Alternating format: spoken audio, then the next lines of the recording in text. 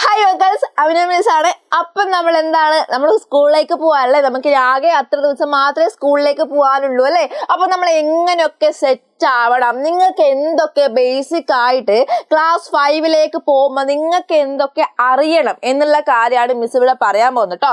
അപ്പൊ നിങ്ങൾ ശ്രദ്ധിച്ച് കേൾക്കുക. മിസ്സിന്റെ കുഞ്ഞു മക്കളാണ്, 4ാം ക്ലാസ്സിൽ നിന്ന് 5ാം ക്ലാസ്സിലേക്ക് വന്ന മക്കളാണെന്നൊക്കെ മിസ്സിന് അറിയാം. നമ്മൾ വലുതായില്ലേ, അതുപോലെ തന്നെ നമ്മുടെ ടെക്സ്റ്റ് വലുതായിട്ടുണ്ട്, നമ്മൾ കുറച്ചും കൂടി കാര്യങ്ങൾ അറിയാണ്ട്.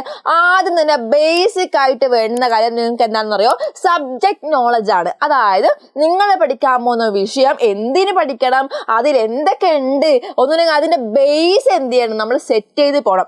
ആദ്യം തന്നെ മിസ് മലയാളത്തിന്റെ ഒരു കാര്യം എക്സാമ്പിൾ ആയിട്ട് പറഞ്ഞുതരാം കേട്ടോ. ഉദാഹരണമായിട്ട് മലയാളത്തിന്റെ കാര്യം പറഞ്ഞുതരാം. നിങ്ങൾക്ക് എന്താണ് നമ്മൾ മലയാളം എങ്ങനെ നമ്മൾ ഫസ്റ്റ് പഠിക്കുക, ക ഖ ഖ ഖ ങ അല്ലേ. നമ്മൾ എന്താണ് നമ്മൾ അക്ഷരമാലയല്ലേ പഠിക്കുക.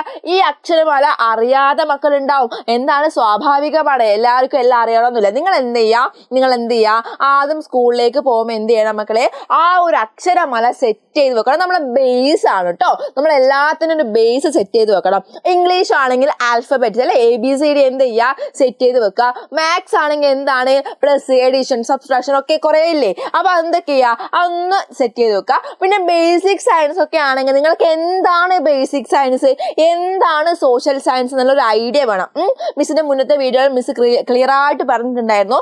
ബേസിക് സയൻസ്, സോഷ്യൽ സയൻസ് എന്ന 2 സബ്ജക്ട് നിങ്ങൾ സെപ്പറേറ്റ് ആയിട്ട് ക്ലാസ് 4ൽ പഠിച്ചിട്ടില്ല അല്ലെ. ക്ലാസ് 4ൽ നിന്ന് ക്ലാസ് 5ലേക്ക് വരുമ്പോൾ ഉള്ളൊരു മാറ്റം അല്ലെ, ഒരു 2 സബ്ജക്ട് കൂടിയോടാ ക്ലാസ് 4ല് നമ്മളെ EVS എന്നുള്ള സബ്ജക്റ്റ് ആണ് എന്തായിട്ട് മാറിയത്, ക്ലാസ് 5ലേക്ക് വരുമ്പോൾ ബേസിക് സയൻസും സോഷ്യൽ സയൻസും ആയിട്ട് മാറിയിട്ടുള്ളത്. അത് നിങ്ങൾ ആദ്യം മനസ്സിലാക്കണം.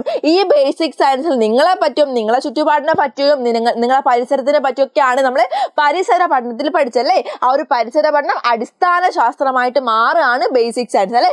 അടിസ്ഥാന ശാസ്ത്രം അല്ലെങ്കിൽ ബേസിക് സയൻസ് ആയിട്ട് മാറുകയാണ് ചെയ്തത്. അതുപോലെ തന്നെ നമ്മൾ ഈ പരിസര പഠനത്തിൽ നമ്മൾ സോഷ്യൽ എന്ന് പറഞ്ഞ സാധനം പഠിച്ചിട്ടുണ്ട്. നമുക്കറിയില്ല, നമ്മളൊരു സബ്ജക്റ്റ് ആയിട്ട് പഠിച്ചിട്ടില്ല എന്ന് മാത്രമേ ഉള്ളൂ അല്ലെ. സോഷ്യൽ സയൻസ് എന്ന് പറഞ്ഞാൽ എന്താണ്, നമ്മളെ സമൂഹത്തിൽ എന്തൊക്കെ നടക്കുന്നു, നമ്മളെ ഈ ഒരു സൊസൈറ്റിയിലുള്ള റൂൾസ് ആൻഡ് റെഗുലേഷൻസ് എന്തൊക്കെയാണ്, ഇതൊക്കെയാണ് നമ്മൾ സോഷ്യൽ സയൻസിൽ പഠിച്ചിട്ടുള്ളത്. അതുപോലെ തന്നെ പണ്ടത്തെ ചരിത്രം, ഇതൊക്കെ നമ്മൾ സോഷ്യൽ സയൻസിൽ പഠിക്കും. ഓക്കെ, അപ്പൊ ഇത്രയാണ് നിങ്ങളെ സബ്ജക്റ്റിൽ വന്ന മാറ്റം. ഇത് ആദ്യം തന്നെ നിങ്ങൾ അറിയാം. ഇനി മക്കള് ചെയ്യേണ്ട കാര്യം എങ്ങനെ പഠിക്കണം. ഇപ്പൊ നിങ്ങൾക്ക് LS കിട്ടിയ മക്കളായിരിക്കും, ഇനി US കിട്ടാൻ പോകുന്ന മക്കളായിരിക്കും. ഓക്കെ, അപ്പൊ നിങ്ങൾ എങ്ങനെ പഠിക്കണം, അതായത് നിങ്ങളെ സിലബസ് നിങ്ങൾ എങ്ങനെ പഠിക്കണം എന്ന് വെച്ചാല്, നിങ്ങൾ പഠിക്കാൻ വേണ്ടി പഠിക്കരുത് മക്കളെ, പഠിപ്പിക്കാൻ വേണ്ടി പഠിക്കുക കേട്ടോ. അതായത് നമ്മളെ മുന്നിൽ ഒരാളുണ്ടെങ്കിൽ നമ്മൾ അയാൾക്ക് എങ്ങനെയായിരിക്കും ഒരു ഐഡിയ പറഞ്ഞു കൊടുക്കുക, ഏറ്റവും സിമ്പിൾ ആയിട്ടുള്ള മെത്തേഡ് അല്ലേ.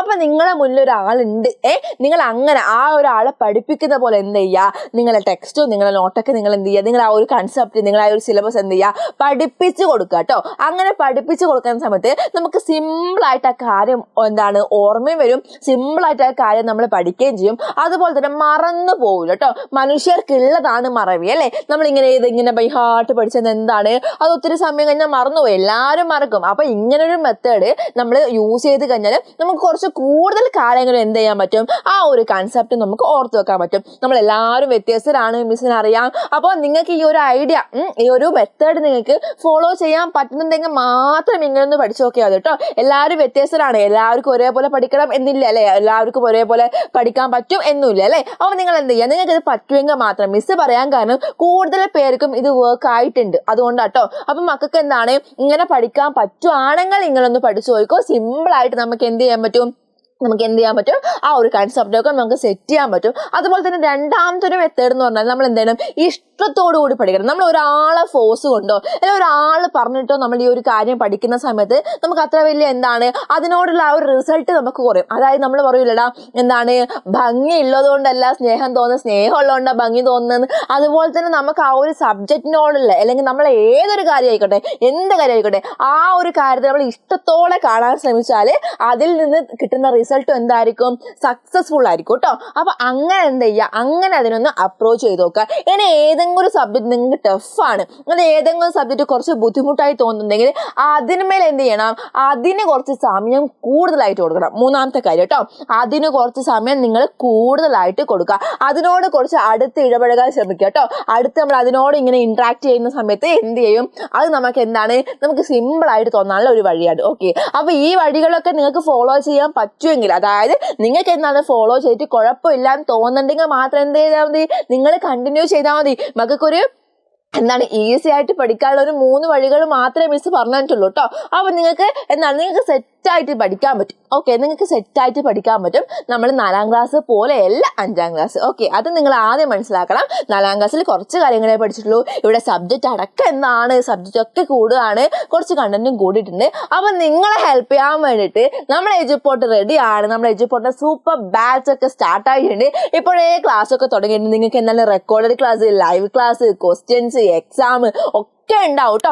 അപ്പൊ ഈ ഒരു ചെറിയൊരു പ്രൈസിൽ കണ്ടോ, ഈ ഒരു ചെറിയൊരു പ്രൈസിൽ നിങ്ങൾക്ക് എന്താണ് നമ്മളെല്ലാ ഫാക്കൽറ്റീസിനും അടിപൊളിയായിട്ടുള്ള ക്ലാസ് നിങ്ങൾക്ക് കിട്ടുന്നതായിരിക്കും. അപ്പൊ വേഗം തന്നെ ജോയിൻ ചെയ്തോളൂ. അതുപോലെ തന്നെ നമ്മൾ ചാനൽ ഒന്ന് എന്ത് ചെയ്യുക, സബ്സ്ക്രൈബ് ചെയ്ത് വെക്കുക.